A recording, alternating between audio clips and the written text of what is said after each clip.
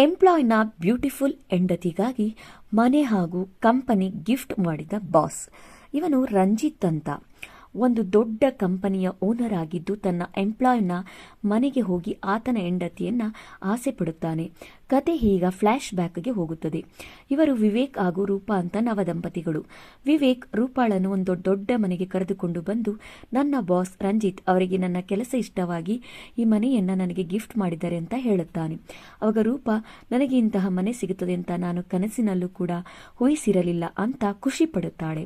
ಅವಾಗ ವಿವೇಕ್, ಮನೆ ಎಷ್ಟೇ ದೊಡ್ಡದಾಗಿದ್ದರೂ ನಿನ್ನಷ್ಟು ಸುಂದರವಾಗಿಲ್ಲ ಅಂತ ಹೇಳುತ್ತಾ ಅವಳ ಜೊತೆ ಸ್ವರ್ಗ ಸುಖ ಕಂಡು, ನಾಳೆ ರಂಜಿತ್ ಅವರು ನಮ್ಮ ಮನೆಗೆ ಊಟಕ್ಕೆ ಬರುತ್ತಿದ್ದಾರೆ, ಅವರಿಂದಾಗಿ ನಾವು ಇಷ್ಟೊಂದು ಐಷಾರಾಮಿ ಜೀವನ ನಡೆಸುತ್ತಿದ್ದೇವೆ, ಹಾಗಾಗಿ ಅವರಿಗೇನು ಕಡಿಮೆ ಆಗದ ಹಾಗೆ ನಾವು ನೋಡಿಕೊಳ್ಳಬೇಕಂತ ಹೇಳಿದಾಗ ರೂಪಾ, ನೀವೇನು ಚಿಂತೆ ಮಾಡಬೇಡಿ, ನಾನು ಅವರಿಗೇನು ಕಡಿಮೆ ಆಗದ ಹಾಗೆ ನೋಡಿಕೊಳ್ಳುತ್ತೇನೆ ಅಂತ ಹೇಳುತ್ತಾ ಮರುದಿನ ಹಾಟ್ ಆಗಿ ಡ್ರೆಸ್ ಮಾಡಿಕೊಳ್ಳುತ್ತಾಳೆ. ನಂತರ ರಂಜಿತ್ ಮನೆಗೆ ಬರುವುದೇ ತಡ ಆತನನ್ನು ನೋಡಿದ ರೂಪಾ ಶಾಕ್ ಆಗಿ ನಿಂತುಕೊಳ್ಳುತ್ತಾಳೆ.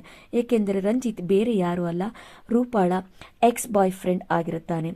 ಈ ಹಿಂದೆ ರಂಜಿತ್ ಹಾಗೂ ರೂಪಾ ಲವ್ ಮಾಡುತ್ತಿದ್ದು ರಂಜಿತ್ನನ್ನು ಮೀಟ್ ಆದ ರೂಪಾ, ನಿನಗೆ ನಾನು ಸೆಟಲ್ ಆಗಲು 2 ವರ್ಷ ಟೈಮ್ ಕೊಟ್ಟಿದ್ದೆ, ಆದರೆ ನೀನಿನ್ನು ಸೆಟ್ಲ್ ಆಗಿಲ್ಲ, ನಾನು ಫಾರಿನ್ಗೆ ಓದಲು ಹೋಗುತ್ತಿದ್ದೇನೆ, ಹಾಗಾಗಿ ನನ್ನನ್ನು ಮರೆತು ಬಿಡು ಅಂತ ಹೇಳಿ ಹೋದಾಗ ರಂಜಿತ್ ತುಂಬಾ ನೊಂದುಕೊಂಡಿರುತ್ತಾನೆ.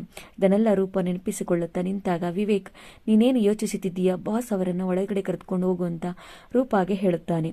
ನಂತರ ರೂಪಾ ರಂಜಿತ್ ನನ್ನ ಒಳಗಡೆ ಕರೆದುಕೊಂಡು ಹೋಗಿ ವಿವೇಕ್ ಹಾಗೂ ರಂಜಿತ್ಗೆ ಕುಡಿಯಲು ಡ್ರಿಂಕ್ಸ್ ಕೊಡುತ್ತಾಳೆ. ಆಗ ರಂಜಿತ್ ರೂಪಾಳನ್ನು ನೋಡುತ್ತಾ, ಎಲ್ಲವೂ ನಾನು ಅಂದುಕೊಂಡ ಹಾಗೆ, ಆದರೆ ದುಬೈನಲ್ಲಿರುವ ನನ್ನ ಕಂಪನಿಗೆ ನೀನೇ MD ಆಗುತ್ತೀಯಾ ಅಂತ ವಿವೇಕ್ಗೆ ಕೇಳುತ್ತಾನೆ. ಅವಾಗ ಖುಷಿಯಿಂದ ವಿವೇಕ್, ನಾನಿನ್ನು ಮತ್ತಷ್ಟು ಎಫರ್ಟ್ ಹಾಕಿ ಹಾರ್ಡ್ ವರ್ಕ್ ಮಾಡುತ್ತೇನೆ ಅಂತ ರಂಜಿತ್ಗೆ ಹೇಳುತ್ತಾನೆ. ಅವಾಗ ರಂಜಿತ್, ನಿನಗೆ ನನ್ನ ಮಾತು ಅರ್ಥವಾಗಲಿಲ್ಲ ಅಂತ ರೂಪಾಳನ್ನು ನೋಡುತ್ತಾ ಹೇಳಿದಾಗ ರೂಪಾ, ನನಗೆ ಕಿಚನ್ನಲ್ಲಿ ವರ್ಕ್ ಇದೆ ಅಂತ ಹೇಳಿ ಎದ್ದು ಹೋಗ್ತಾಳೆ. ನಂತರ ವಾಶ್ರೂಮ್ಗೆ ಹೋಗಿ ಬರುವುದಾಗಿ ವಿವೇಕ್ ಹೇಳಿ ರೂಪಾ ಹತ್ತಿರ ಹೋದ ರಂಜಿತ್ ಅವಳನ್ನ ಟಚ್ ಮಾಡುತ್ತಾನೆ. ಕತೆ ಈಗ ವಾಸ್ತವಕ್ಕೆ ಬರುತ್ತದೆ. ಆಗ ಕೋಪಗೊಂಡ ರೂಪಾ, ನೀವೇನು ಮಾಡುತ್ತಿದ್ದೀರಾ, ನನ್ನನ್ನು ಬಿಡಿ ಅಂತ ಹೇಳುತ್ತಾಳೆ. ಆಗ ರಂಜಿತ್, ನೀನು ಮೊದಲಿನಿಂದಲೂ ನನ್ನವಳು, ಮೊದಲು ನನ್ನ ಹತ್ತಿರ ಏನೂ ಇರಲಿಲ್ಲ, ಈಗ ನಾನು ನಿನ್ನ ಗಂಡನ ಬಾಸ್, ನಾನು ನಿನ್ನನ್ನು ಪಡೆಯದೆ ಬಿಡಲಾರೆ ಅಂತ ಹೇಳುತ್ತಾನೆ. ಅವಾಗ ರೂಪಾ, ನೀನೇನು ಮಾಡಿದರೂ ನಾನಂತೂ ನಿನಗೂ ಸಿಗಲ್ಲ ಅಂತ ಹೇಳಿ ಹೋದಾಗ ರಂಜಿತ್ಗೆ ಮತ್ತಷ್ಟು ಕೋಪ ಹೆಚ್ಚಾಗುತ್ತದೆ. ನಂತರ ರೂಪಾ ತನಗೆ ತುಂಬಾ ತಲೆನೋಯುತ್ತಿದೆ ಅಂತ ವಿವೇಕ್ಗೆ ಹೇಳಿ ಮಲಗಲು ಹೋಗುತ್ತಾಳೆ.